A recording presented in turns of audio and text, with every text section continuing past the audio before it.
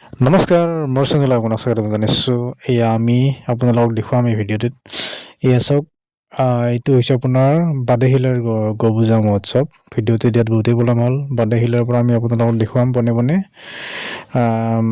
লক্ষপুৰ কেনেকৈ দুৰ্গা গপূজা অনুষ্ঠিত কৰা হয়। এয়া চাওক, আমি আপোনালোকক দেখুৱাইছোঁ বাদেশিলাৰ। আমি দিনতে আহিছিলোঁ, কিন্তু মানুহ বেছি নাই, কাৰণ গধূলি সময়ত মানুহ বেছি বাৰু। দিনতো আপোনাৰ মেইন যিদিনা পূজা গষ্ঠাষ্টমী সেইদিনা বেছি মানুহ হয়। আজি আমি আহিলোঁ, প্ৰথমবাৰৰ কাৰণে আহিছোঁ। আমি আপোনালোকক দুখন গপূজা দেখুৱাবলৈ চেষ্টা কৰিছোঁ। তাৰপিছত এয়া চাওক, আমি আহিছোঁ লক্ষপুৰ এনেকুৱা ধৰণৰ পূজা হয়। বহুত ডাঙৰ এৰিয়া, বহুতেই ভাল লাগে ইয়াত। কিন্তু বাদেশিলাতকৈ অলপ মানুহ বেছি লগ পাইছোঁ, কাৰণ ইয়াতে জেগাটো ডাঙৰ আৰু মানুহ সমাগম বেছি আছে। এয়া চাওক, ইয়াতে বিভিন্ন দোকান পোহাৰ সমাৰ বিভিন্ন আহিছে। নামঘৰত পুথি পঢ়ি আছে, আমি শুনিলোঁ। চৌপাশ চালোঁ, সুন্দৰ পৰিৱেশ, সুন্দৰ। এয়া চাওক, মোৰ বন্ধু হিতিয়ান আৰু মই আমি ধৰণে এনেকৈ ঘূৰি আছোঁ। ইয়াতে বিভিন্ন দোকান পোহাৰ আমি চাই আছোঁ, ক'ত কি পায়। সকলো দিশৰ পৰাই চাবলৈ গ'লে আমি আমাৰ চামতে কেনেকুৱা গপূজা হয়, আমি এই ভিডিঅ'টোতে আপোনালোকক দেখুৱাম। চাই থাকিব কেৱল। এয়া চাওক, মূল মন্দিৰ, এইটো কীৰ্তন ঘৰ আৰু মন্দিৰ। ইয়াতে পুথি পঢ়ি আছে, তাতে ভাগৱত পাঠ হৈ আছে। এয়া চাওক, এখন ৰভাঘৰ। তাৰপিছত ইয়াতে থিয়েটাৰত মাতিছিলে হেনো। আমি থিয়েটাৰ চোৱা নাই বাৰু, আমি দিনতে গৈছিলোঁ, এনেই আমি সেৱা কৰিলোঁ আৰু পূজা চাবলৈ গৈছিলোঁ। এই ধৰণে বন্ধুজনে ক'লে যে ইয়াতে পূজা হয়। এয়া চাওক, আমি আহি গ'লোঁ আমাৰ পশ্চিম চামতা।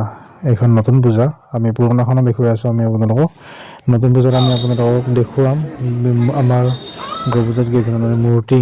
প্ৰতি বছৰে কি ধৰণে গণেশ বাবাৰ পৰা আদি কৰি ভগৱান শ্ৰীকৃষ্ণৰ বিভিন্ন লীলাসমূহ আমি আপোনালোকক দেখুৱাম। প্লিজ শেষলৈকে ভিডিঅ'টো চাই থাকিব। ভাল লাগিলে লাইক, কমেণ্ট, শ্বেয়াৰ, ছাবস্ক্ৰাইব সকলোখিনি কৰি দিব। আৰু বহুত দিন বিভিন্ন ভিডিঅ' দিব পৰা নাই, পেণ্ডিং হৈ আছে, আৰু বিভিন্ন সুবিধাৰ কাৰণে সময় হাতত ল'ব কাৰণে সেইকাৰণে দিয়া নাই। আৰু গেপ বহুত আছে, তথাপিও আমি আপোনালোকক দেখুৱাম। যিমানবোৰ ভিডিঅ'সমূহ আছে মই দি থাকিম মাজে মাজে, আৰু ড্ৰয়িঙৰ ভিডিঅ' হ'ব, ভ্লগিং ভিডিঅ' পাই থাকিব। প্লিজ ভিডিঅ'সমূহ শেষলৈকে চাব, সম্পূৰ্ণকৈ চাব। এটা কমেণ্ট দিব, কমেণ্ট নকৰা নাযাব। এয়া চাওক, আমি আপোনালোকক দেখুৱাই আছোঁ স্নেহ বন্ধন আদি কৰি বিভিন্ন ভগৱান শ্ৰীকৃষ্ণৰ পুতনা বধ, গোপিনী বস্ত্ৰহৰণ, বকাসুৰ বধ, উৰাল বন্ধন, এই ধৰণে তেওঁৰ যিবিলাক লীলা, এই লীলাসমূহ আমি আপোনালোকক দেখুৱাবলৈ যিমান পাৰোঁ প্ৰয়াস কৰিছোঁ। এয়া চাওক, আগতকৈ মূৰ্তি বাঢ়িছে বাৰু। এইবাৰ আমাৰ জুবিনদাৰ শ্ৰদ্ধাঞ্জলি জ্ঞাপন কৰিছে, চবতে কৰিছে, আপোনালোকে জানেই।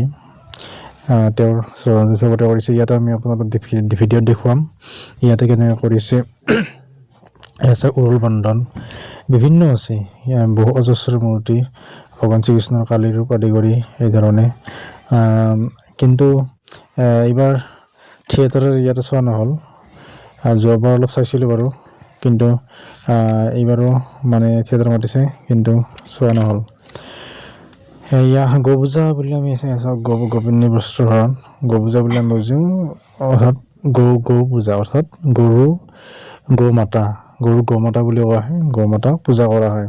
আৰু ভগৱান শ্ৰীকৃষ্ণৰ আপোনালোক জানেই, দামুৰী পোৱালি, ভগৱান শ্ৰীকৃষ্ণৰ সাৰথি। সেই ধৰণে গৌ পূজাৰ কৃষ্ণৰ লীলাসমূহ দেখুওৱা হয়। মই তথাপিও সিমান বহুতখিনি নাজানো, তথাপিও আপোনালোকক এই ভিডিঅ'টিৰ ডেছক্ৰিপশ্যন বক্সত যিমান পাৰোঁ দিবলৈ দেখুওৱাৰ চেষ্টা কৰিম। কালী ৰূপ শ্ৰীকৃষ্ণৰ। তাৰপিছত আমি আপোনালোকক দেখুৱাম জুবিনদাৰ শ্ৰদ্ধাঞ্জলি। সকলোৱে জয় জুবিনদা বুলি লিখিব, তেওঁলোকে শ্ৰদ্ধা নিবেদিব। এয়া চাওক, তাৰপিছত এইটো ভগৱান শ্ৰীকৃষ্ণৰ বৈকুণ্ঠ প্ৰয়াণ, এইটো এইবাৰ নতুনকৈ সংযোজন কৰা হৈছে, যোৱা বছৰ নাছিলে।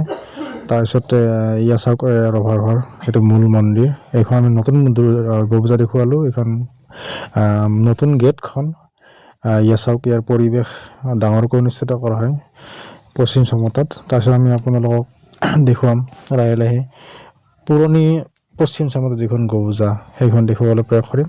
ভিডিঅ' চাই থাকে, সকলোকে চাই থাকিব। এয়া চাওক, বিভিন্ন দোকান পোহাৰ আহিছে, চবতে একেই পৰিৱেশ। কিন্তু আমি লক্ষপুৰত আৰু ইয়াতে মানুহ অজস্ৰ দেখিলোঁ পশ্চিম চামতাত নতুন গপূজাখনত। লগতে লক্ষপুৰত আমি আপোনালোকক দেখুৱালোঁ। এইখন চাওক, নতুনকৈ গেট বনোৱা হৈছে, অৰ্থাৎ তোৰণ বনাইছে, সুন্দৰকৈ ৰং দিছে, বগা ৰং, বগা নীলা এই ধৰণে ভাল লাগে। আৰু এনেও আপোনাৰ ভগৱান শ্ৰীকৃষ্ণৰ মন্দিৰ হওক বা হেৰি হওক নীলা বগা এই দুটা ৰং বেছি ব্যৱহাৰ কৰা হয়, ভাল লাগে। বা বেলেগ অন্যান্য মন্দিৰত বেলেগ ৰং ব্যৱহাৰ কৰা হয়, আপোনালোক লক্ষ্য কৰিব। তাৰপিছত আমি আপোনালোকক ইয়াত দেখুৱাম, ইয়াত চাওক আমাৰ পুৰণি যিখন পূজা